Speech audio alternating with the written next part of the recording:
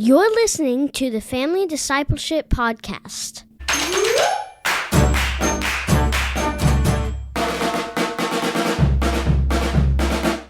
Welcome to the Family Discipleship Podcast. We're here to equip and encourage Christian parents to lead their families. We're now posting every other Monday all year long, and often lately, but really every once in a while, we post short episodes between full-length episodes, about 10 minutes, where we address one question. We've got a bunch of listener questions to get to, so the one that we're handling today comes from a listener. If you would also like us to consider a question, just go to familydiscipleship.com and fill out a contact form, or go to Instagram and Facebook and send us a message. But the question we have today for me and my lovely wife, Chelsea Lane Griffin. Hi, Chelsea. Oh, hey.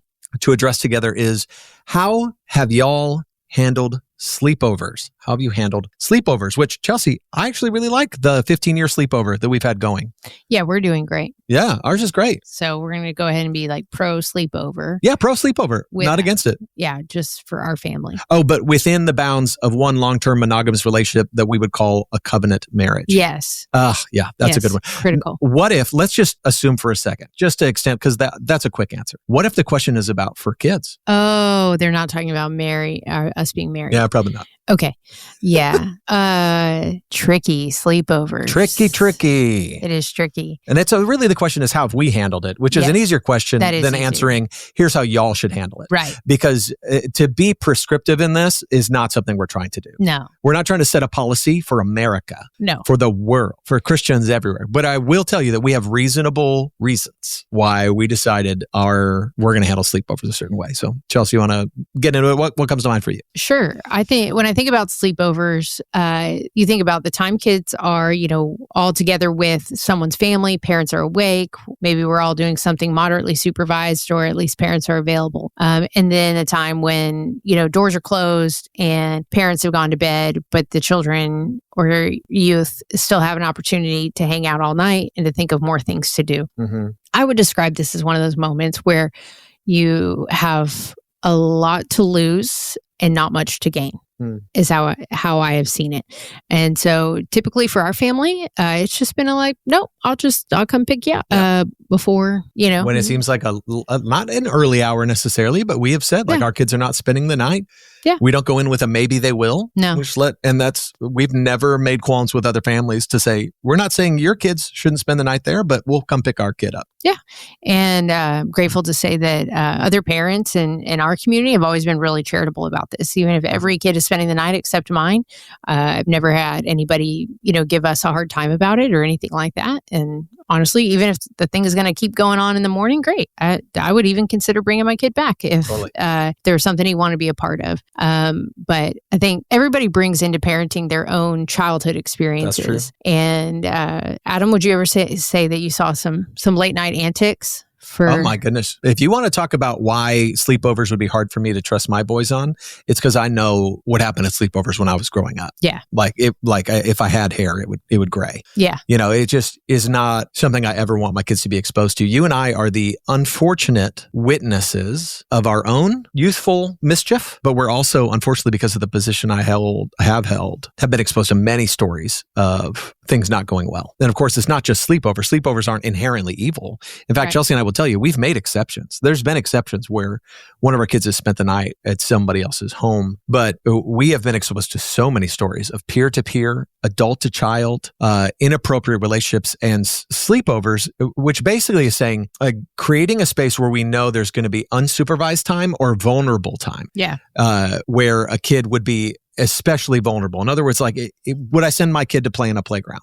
Sure. Would I send him to play on a playground with a bunch of bullies? I would say, I hope not. Or, there's vulnerabilities in a sleepover that don't exist in going over to somebody's house. But even going over to somebody's house is something that we're fairly cautious about. Sure. Do we know these people? We've had kids in our neighborhood that want to come in our house, and we've said, no, we don't let kids come to our house if we don't know their parents, because we also don't want the accusation or the insinuation or it to look like something is going on here.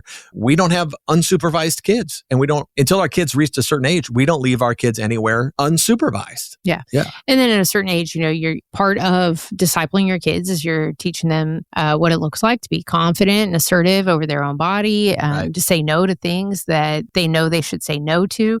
So, this is a big question because we're talking to families with kids of all different ages. Our kids now are 10, 12, and 14. That's a lot different when they were much younger. And so the situations I'm willing to put them in are different because I do think it's important for them to face certain challenges and to be able to get through them with strength and perseverance. The deal I have with sleepovers is that I don't see the benefit. It's hard for me to see the benefit outweighing the risk. Like I said, it looks to me like there's a lot to lose, and I can't see what there really is to gain. Mm-hmm. I want my kids to have friendships. I want them to have quality time. I don't have a big value in my life to say what I really need for my sons is I need them to have late night, many hours of unsupervised poor judgment with other kids with their kids age. That we don't know as well as we know our own kids. Right. Yep. And the truth is, we're not saying our kids would always be the victim. We're also saying, I don't want to leave my kids somewhere where they could make a decision that would also harm somebody else, right? Right. Yeah. Right. Because everyone's capable. Again, once you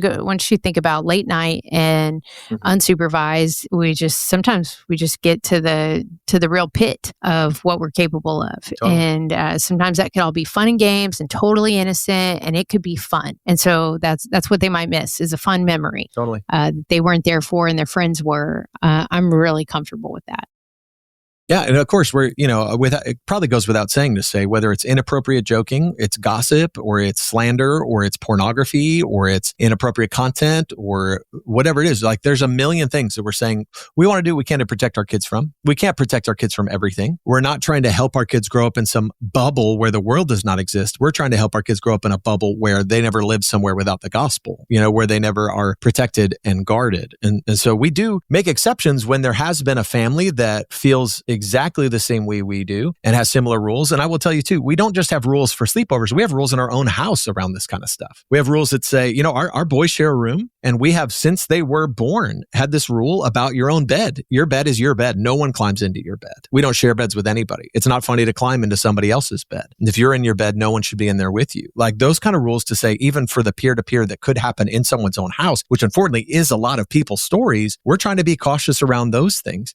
Again, not out of fear. This isn't fear-driven, although I get why it's scary. There's a difference between fear, foolishness, wisdom, and we're trying to say out of wisdom, we avoid situations where we put our kids in vulnerable spots that are unsupervised. For no reason. For no reason. Exactly right. We're not saying it's sin to send your kids to a sleepover. We're trying to say we have felt like it was wisdom not to. And we have never been challenged by that by other families. And while I think our kids have had times where they wished they could have stayed the night, or they felt a little bit different, they also know the established rules. So there hasn't been some kind of knockdown, drag down argument about it to this point. And I think that's what's helpful that we could give to other parents is to say, to make this consistent so that you're not sitting there trying to analyze what you think are the risks of every other person's home and every other kid's parents, of going, this family seems this way to me and this family seems this other way to me. And that creates a lot of inconsistency for your children, I think. And so if you want this to be easier, I think it is easier to apply something like what we've done to say, I can't think of anything that you really stand to gain from having a ton of unsupervised late night time with other people who have poorly developed brains. And so we'll just say, we'll come pick you up. Yep. And for our kids, it's just such an established thing that there's so many things we're going to be different on, even with other people in the church, because we know tons of godly people who are a lot more easygoing about sleepovers, and that's totally fine. But our kids are used to the fact that we don't care if they say, well, I'm the only one who's not staying. That's not a conversation in our family, because they know we don't care about that. Yeah. We don't care. If you're the only one doing something because we think it's the wise thing or the thing God's asking of us, then we just don't care. We don't care about that part. And we expect them to grow up and be men who are set apart, men who are different. And so every little thing that gives them familiarity with that discomfort feeling of, I'm kind of out here on a limb, limb. I'm kind of by myself on this. They are really used to it. I see that in them now. Yeah. They're used to it. Yep. And so it doesn't create a debacle between us and them. They're very used to it. Yeah. And so our default answer has been typically no. Our family doesn't do that, which is not like a angry moment. But there have been times where like church retreats, church camps, even as our kids got older, overnight camps where we have said yes to them. But we have only sent our kids into moments like that after knowing either the organization that's hosting it, or in our church's case, knowing well the leaders who are setting the ground rules for that. And Chelsea, you're so good at this, having a talk with our kids before they go into those moments about what our expectations are and how they'll protect themselves. That's right. And how they will not be a harm to others. So Chelsea's had a lot of like pre-overnight event pep talks. That's true. Excellent. Yeah. It's not unlike, imagine if your son was taking a girl to the prom, what kind of talk you'd be having with him, I hope in a godly manner, or your daughter's about to go off with some boy to his homecoming and you want to explain like, hey, here's my expectation. We're not going to have alone time with him. Like you're welcome to go, you dance, you have fun with your friends. If anybody's giving you a drink you didn't open, you're not drinking it. Those kind of talks just say, we're just trying to protect you because we love you, not out of fear, but out of wisdom. Yeah. Before Oscar's first youth retreat, like I'm having this talk with him before we left, but also another one, just like a little refresher right there in the parking lot. And his eyes are so big, like, cause I'm just like listing off all these things. And I said, listen, you know that feeling when boys are together and they're, hey, let's do this. Let's do this. And you know that later it's going to be a situation where a bunch of adults are saying, what were you thinking?